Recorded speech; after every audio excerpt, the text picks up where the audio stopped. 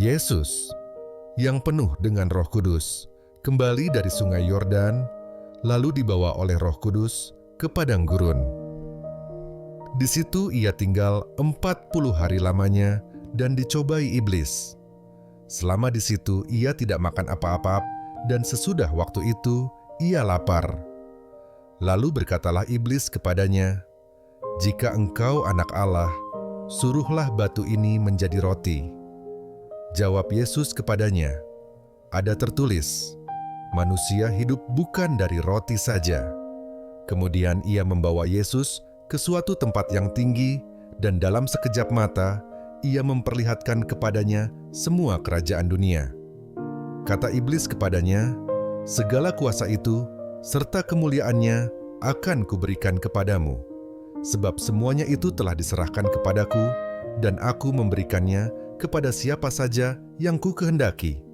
Jadi jikalau engkau menyembah aku, seluruhnya itu akan menjadi milikmu." Tetapi Yesus berkata kepadanya, "Ada tertulis, engkau harus menyembah Tuhan, Allahmu, dan hanya kepada Dia sajalah engkau berbakti." Kemudian ia membawa Yesus ke Yerusalem dan menempatkan Dia di bubungan bait Allah, lalu berkata kepadanya, "Jika engkau anak Allah, jatuhkanlah dirimu dari sini ke bawah, sebab ada tertulis, mengenai engkau, Ia akan memerintahkan malaikat-malaikatnya untuk melindungi engkau, dan mereka akan menatang engkau di atas tangannya, supaya kakimu jangan terantuk kepada batu." Yesus menjawabnya, katanya, "Ada firman, jangan engkau mencobai Tuhan, Allahmu." Sesudah iblis mengakhiri semua pencobaan itu, ia mundur daripadanya dan menunggu waktu yang baik. Dalam kuasa Roh, kembalilah Yesus ke Galilea, dan tersiarlah kabar tentang Dia di seluruh daerah itu. Sementara itu, ia mengajar di rumah-rumah ibadat di situ, dan semua orang memuji Dia. Ia datang ke Nazaret, tempat ia dibesarkan. Dan menurut kebiasaannya pada hari Sabat, ia masuk ke rumah ibadat, lalu berdiri, hendak membaca dari Alkitab. Kepadanya diberikan kitab Nabi Yesaya, dan setelah dibukanya, ia menemukan nas, di mana ada tertulis, "Roh Tuhan ada padaku, oleh sebab Ia telah mengurapi aku untuk menyampaikan kabar baik kepada orang-orang miskin. Dan Ia telah mengutus aku untuk memberitakan pembebasan kepada orang-orang tawanan dan penglihatan bagi orang-orang buta, untuk membebaskan orang-orang yang tertindas, untuk memberitakan tahun rahmat Tuhan telah datang." Kemudian ia menutup kitab itu, memberikannya kembali kepada pejabat, lalu duduk, dan mata semua orang dalam rumah ibadat itu tertuju kepadanya. Lalu ia memulai mengajar mereka. Katanya, "Pada hari ini genaplah nas ini sewaktu kamu mendengarnya." Dan semua orang itu membenarkan Dia, dan mereka heran akan kata-kata yang indah yang diucapkannya. Lalu kata mereka, "Bukankah Ia ini anak Yusuf?" Maka berkatalah Ia kepada mereka, "Tentu kamu akan mengatakan pepatah ini kepadaku, 'Hai tabib, sembuhkanlah dirimu sendiri. Perbuatlah di sini juga, di tempat asalmu ini, segala yang kami dengar yang telah terjadi di Kapernaum.' Dan katanya lagi, 'Aku berkata kepadamu, sesungguhnya tidak ada nabi yang dihargai di tempat asalnya. Dan aku berkata kepadamu, dan kataku ini benar, pada zaman Elia terdapat banyak perempuan janda di Israel ketika langit tertutup selama 3 tahun dan 6 bulan, dan ketika bahaya kelaparan yang hebat menimpa seluruh negeri. Tetapi Elia diutus bukan kepada salah seorang dari mereka, melainkan kepada seorang perempuan janda di Sarfat, di tanah Sidon. Dan pada zaman Nabi Elisa, banyak orang kusta di Israel, dan tidak ada seorang pun dari mereka yang ditahirkan, selain daripada Naaman, orang Syria itu. Mendengar itu sangat marahlah semua orang yang di rumah ibadat itu. Mereka bangun, lalu menghalau Yesus keluar kota dan membawa dia ke tebing gunung, tempat kota itu terletak, untuk melemparkan dia dari tebing itu. Tetapi ia berjalan lewat dari tengah-tengah mereka, lalu pergi. Kemudian Yesus pergi ke Kapernaum, sebuah kota di Galilea, lalu mengajar di situ pada hari-hari Sabat. Mereka takjub mendengar pengajarannya, sebab perkataannya penuh kuasa. Di dalam rumah ibadat itu, ada seorang yang kerasukan setan, dan ia berteriak dengan suara keras, "Hai engkau, Yesus orang Nazaret, apa urusanmu dengan kami? Engkau datang hendak membinasakan kami. Aku tahu siapa engkau, yang kudus dari Allah." Tetapi Yesus menghardiknya, katanya, "Diam, keluarlah daripadanya." Dan setan itu pun menghempaskan orang itu ke tengah-tengah orang banyak, lalu keluar daripadanya dan sama sekali tidak menyakitinya. Dan semua orang takjub, lalu berkata seorang kepada yang lain, katanya, "Alangkah hebatnya perkataan ini, sebab dengan penuh wibawa dan kuasa, ia memberi perintah kepada roh-roh jahat dan mereka pun keluar." Dan tersebarlah berita tentang dia kemana-mana di daerah itu. Kemudian ia meninggalkan rumah ibadat itu dan pergi ke rumah Simon. Adapun ibu mertua Simon demam keras, dan mereka meminta kepada Yesus supaya menolong dia. Maka ia berdiri di sisi perempuan itu, lalu menghardik demam itu, dan penyakit itu pun meninggalkan dia. Perempuan itu segera bangun dan melayani mereka. Ketika matahari terbenam, semua orang membawa kepadanya orang-orang sakitnya yang menderita bermacam-macam penyakit. Ia pun meletakkan tangannya atas mereka masing-masing dan menyembuhkan mereka. Dari banyak orang keluar juga setan-setan sambil berteriak, "Engkau adalah Anak Allah." Lalu ia dengan keras melarang mereka dan tidak memperbolehkan mereka berbicara, karena mereka tahu bahwa ia adalah Mesias. Ketika hari siang, Yesus berangkat dan pergi ke suatu tempat yang sunyi. Tetapi orang banyak mencari dia, lalu menemukannya dan berusaha menahan dia supaya jangan meninggalkan mereka. Tetapi ia berkata kepada mereka, "Juga di kota-kota lain, aku harus memberitakan Injil Kerajaan Allah, sebab untuk itulah aku diutus." Dan ia memberitakan Injil dalam rumah-rumah ibadat di Yudea. Pada suatu kali Yesus berdiri di pantai danau Genesaret, sedang orang banyak mengerumuni dia hendak mendengarkan firman Allah. Ia melihat dua perahu di tepi pantai. Nelayan-nelayannya telah turun dan sedang membasuh jalannya. Ia naik ke dalam salah satu perahu itu, yaitu perahu Simon, dan menyuruh dia supaya menolakkan perahunya sedikit jauh dari pantai. Lalu ia duduk dan mengajar orang banyak dari atas perahu. Setelah selesai berbicara, ia berkata kepada Simon, "Bertolaklah ke tempat yang dalam dan tebarkanlah jalamu untuk menangkap ikan." Simon menjawab, "Guru, telah sepanjang malam kami bekerja keras dan kami tidak menangkap apa-apa, tetapi karena Engkau menyuruhnya, aku akan menebarkan jala juga." Dan setelah mereka melakukannya, mereka menangkap sejumlah besar ikan, sehingga jala mereka mulai koyak. Lalu mereka memberi isyarat kepada teman-temannya di perahu yang lain, supaya mereka datang membantunya. Dan mereka itu datang, lalu mereka bersama-sama mengisi kedua perahu itu dengan ikan hingga hampir tenggelam. Ketika Simon Petrus melihat hal itu, ia pun tersungkur di depan Yesus dan berkata, "Tuhan, pergilah daripadaku, karena aku ini seorang berdosa." Sebab ia dan semua orang yang bersama-sama dengan dia takjub oleh karena banyaknya ikan yang mereka tangkap. Demikian juga Yakobus dan Yohanes, anak-anak Zebedeus yang menjadi teman Simon. Kata Yesus kepada Simon, "Jangan takut, mulai dari sekarang engkau akan menjala manusia." Dan sesudah mereka menghela perahu-perahunya ke darat, mereka pun meninggalkan segala sesuatu, lalu mengikut Yesus. Pada suatu kali Yesus berada dalam sebuah kota.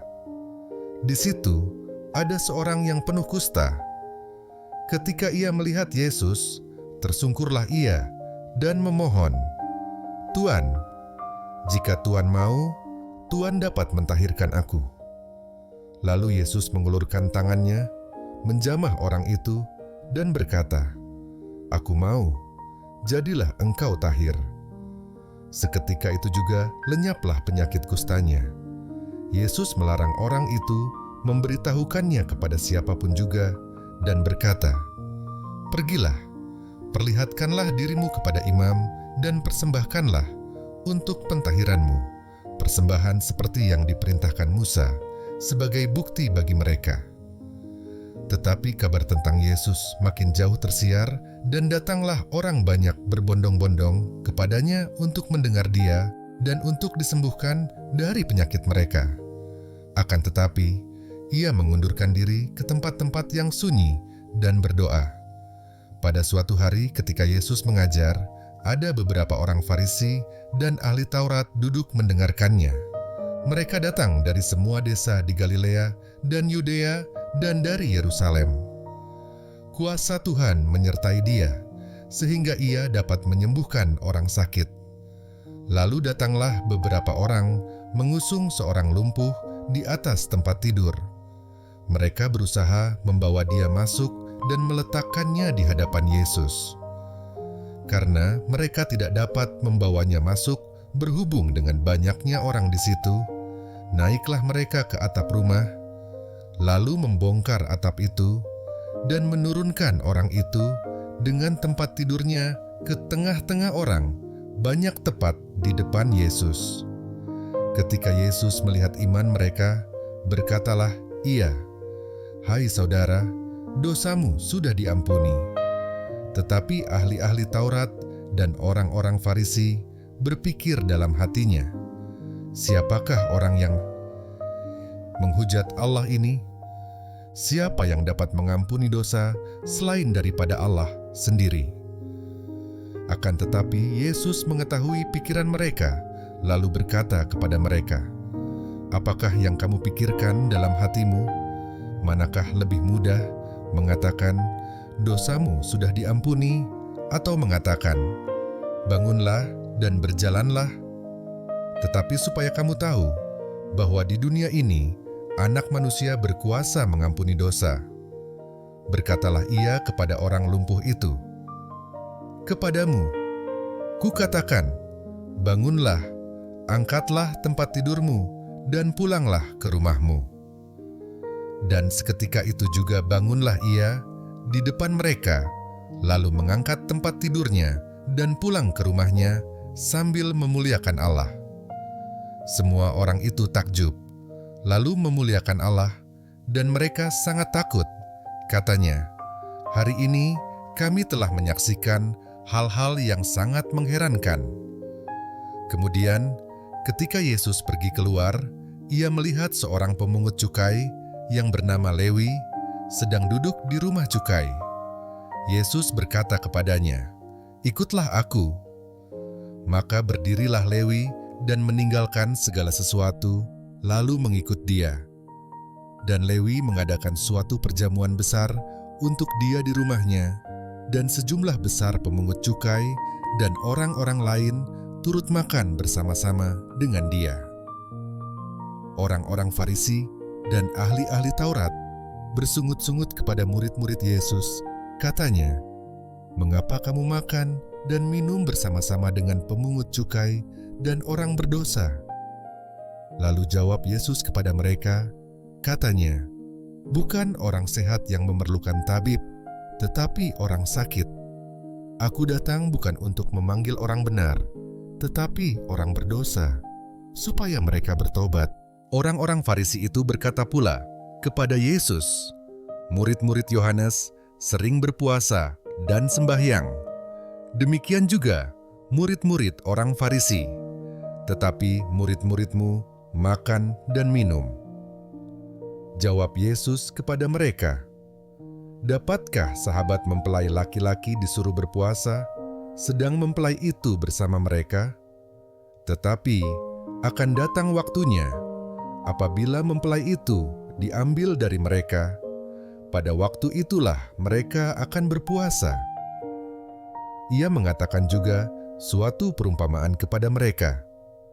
Tidak seorang pun mengoyakkan secarik kain dari baju yang baru untuk menambalkannya pada baju yang tua. Jika demikian, yang baru itu juga akan koyak, dan pada yang tua itu tidak akan cocok kain penambal yang dikoyakan dari yang baru itu. Demikian juga tidak seorang pun mengisikan anggur yang baru ke dalam kantong kulit yang tua, karena jika demikian, anggur yang baru itu akan mengoyakkan kantong itu, dan anggur itu akan terbuang, dan kantong itu pun hancur. Tetapi anggur yang baru harus disimpan dalam kantong yang baru pula. Dan tidak seorang pun yang telah minum anggur tua ingin minum anggur yang baru, sebab ia akan berkata, "Anggur yang tua itu baik." Pada suatu hari Sabat, ketika Yesus berjalan di ladang gandum, murid-muridnya memetik bulir gandum dan memakannya, sementara mereka menggisarnya dengan tangannya. Tetapi beberapa orang Farisi berkata, "Mengapa kamu berbuat sesuatu yang tidak diperbolehkan pada hari Sabat?" Lalu Yesus menjawab mereka, "Tidakkah kamu baca apa yang dilakukan oleh Daud ketika ia dan mereka yang mengikutinya lapar? Bagaimana ia masuk ke dalam rumah Allah dan mengambil roti sajian, lalu memakannya dan memberikannya kepada pengikut-pengikutnya, padahal roti itu tidak boleh dimakan kecuali oleh imam-imam?" Kata Yesus lagi kepada mereka, "Anak Manusia adalah Tuhan atas hari Sabat." Pada suatu hari Sabat lain, Yesus masuk ke rumah ibadat lalu mengajar. Di situ ada seorang yang mati tangan kanannya. Ahli-ahli Taurat dan orang-orang Farisi mengamat-amati Yesus kalau-kalau ia menyembuhkan orang pada hari Sabat, supaya mereka dapat alasan untuk mempersalahkan dia. Tetapi ia mengetahui pikiran mereka, lalu berkata kepada orang yang mati tangannya itu, "Bangunlah dan berdirilah di tengah." Maka bangunlah orang itu dan berdiri. Lalu Yesus berkata kepada mereka, "Aku bertanya kepada kamu, manakah yang diperbolehkan pada hari Sabat, berbuat baik atau berbuat jahat, menyelamatkan nyawa orang atau membinasakannya?" Sesudah itu, ia memandang keliling kepada mereka semua, lalu berkata kepada orang sakit itu, "Ulurkanlah tanganmu." Orang itu berbuat demikian, dan sembuhlah tangannya. Maka meluaplah amarah mereka. Lalu mereka berunding, apakah yang akan mereka lakukan terhadap Yesus. Pada waktu itu, pergilah Yesus ke bukit untuk berdoa, dan semalam-malaman ia berdoa kepada Allah. Ketika hari siang, ia memanggil murid-muridnya kepadanya, lalu memilih dari antara mereka 12 orang, yang disebutnya Rasul, Simon yang juga diberinya nama Petrus, dan Andreas saudara Simon, Yakobus dan Yohanes, Filipus dan Bartolomeus, Matius dan Thomas, Yakobus anak Alfeus, dan Simon yang disebut orang Zelot, Yudas anak Yakobus, dan Yudas Iskariot yang kemudian menjadi pengkhianat. Lalu ia turun dengan mereka dan berhenti pada suatu tempat yang datar. Di situ berkumpul sejumlah besar dari murid-muridnya, dan banyak orang lain yang datang dari seluruh Yudea dan dari Yerusalem dan dari daerah pantai Tirus dan Sidon. Mereka datang untuk mendengarkan Dia dan untuk disembuhkan dari penyakit mereka. Juga mereka yang dirasuk oleh roh-roh jahat beroleh kesembuhan.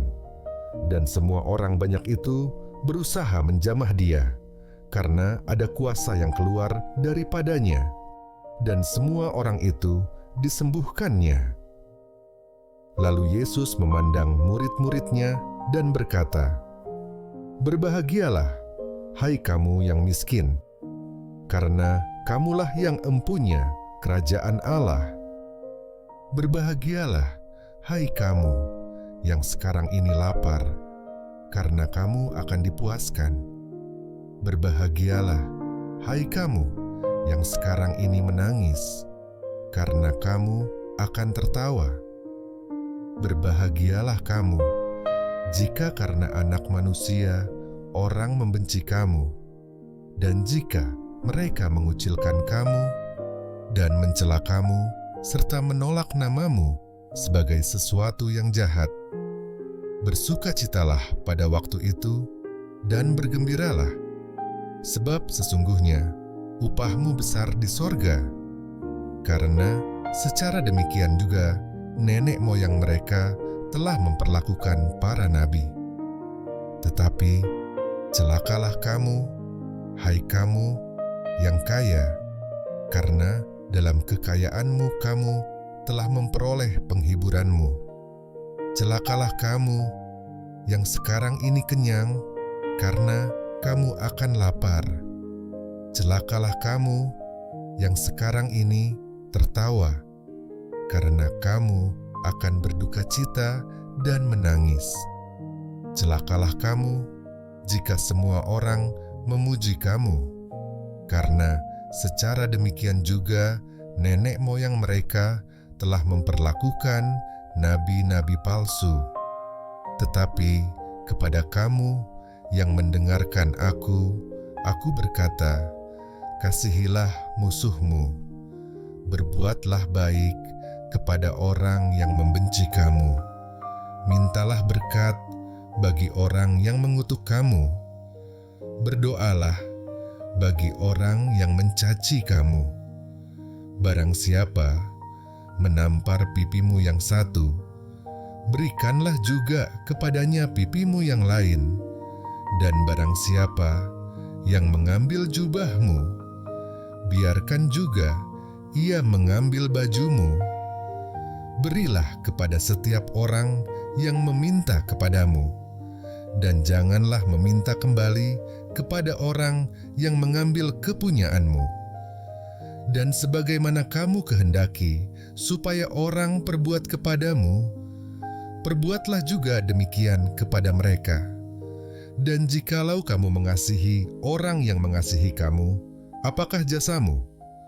Karena orang-orang berdosa pun mengasihi juga orang-orang yang mengasihi mereka. Sebab jikalau kamu berbuat baik kepada orang yang berbuat baik kepada kamu, apakah jasamu? Orang-orang berdosa pun berbuat demikian. Dan jikalau kamu meminjamkan sesuatu kepada orang, karena kamu berharap akan menerima sesuatu daripadanya, apakah jasamu? Orang-orang berdosa pun meminjamkan kepada orang-orang berdosa, supaya mereka menerima kembali sama banyak. Tetapi kamu, kasihilah musuhmu dan berbuatlah baik kepada mereka, dan pinjamkan dengan tidak mengharapkan balasan. Maka upahmu akan besar, dan kamu akan menjadi anak-anak Allah yang Maha Tinggi, sebab Ia baik terhadap orang-orang yang tidak tahu berterima kasih dan terhadap orang-orang jahat. Hendaklah kamu murah hati, sama seperti Bapamu adalah murah hati. Janganlah kamu menghakimi, maka kamu pun tidak akan dihakimi. Dan janganlah kamu menghukum, maka kamu pun tidak akan dihukum. Ampunilah, dan kamu akan diampuni. Berilah, dan kamu akan diberi. Suatu takaran yang baik, yang dipadatkan, yang digoncang, dan yang tumpah keluar, akan dicurahkan ke dalam ribaanmu. Sebab ukuran yang kamu pakai untuk mengukur akan diukurkan kepadamu.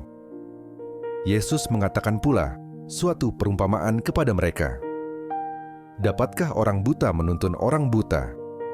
Bukankah keduanya akan jatuh ke dalam lubang? Seorang murid tidak lebih daripada gurunya, tetapi barang siapa yang telah tamat pelajarannya akan sama dengan gurunya. Mengapakah engkau melihat selumbar di dalam mata saudaramu, sedangkan balok di dalam matamu sendiri tidak engkau ketahui? Bagaimanakah engkau dapat berkata kepada saudaramu, "Saudara, biarlah aku mengeluarkan selumbar yang ada di dalam matamu," padahal balok yang di dalam matamu tidak engkau lihat? Hai orang munafik, keluarkanlah dahulu balok dari matamu, maka engkau akan melihat dengan jelas untuk mengeluarkan selumbar itu dari mata saudaramu. Karena tidak ada pohon yang baik yang menghasilkan buah yang tidak baik, dan juga tidak ada pohon yang tidak baik yang menghasilkan buah yang baik. Sebab setiap pohon dikenal pada buahnya, karena dari semak duri orang tidak memetik buah ara, dan dari duri-duri tidak memetik buah anggur. Orang yang baik mengeluarkan barang yang baik dari perbendaharaan hatinya yang baik, dan orang yang jahat mengeluarkan barang yang jahat dari perbendaharaannya yang jahat, karena yang diucapkan mulutnya meluap dari hatinya. Mengapa kamu berseru kepadaku, "Tuhan, Tuhan," padahal kamu tidak melakukan apa yang aku katakan? Setiap orang yang datang kepadaku dan mendengarkan perkataanku, serta melakukannya, aku akan menyatakan kepadamu dengan siapa ia dapat disamakan. Ia sama dengan seorang yang mendirikan rumah. Orang itu menggali dalam-dalam dan meletakkan dasarnya di atas batu. Ketika datang air bah dan banjir melanda rumah itu tidak dapat digoyahkan, karena rumah itu kokoh dibangun. Akan tetapi, barang siapa mendengar perkataanku, tetapi tidak melakukannya, ia sama dengan seorang yang mendirikan rumah di atas tanah tanpa dasar. Ketika banjir melandanya, rumah itu segera rubuh, dan hebatlah kerusakannya.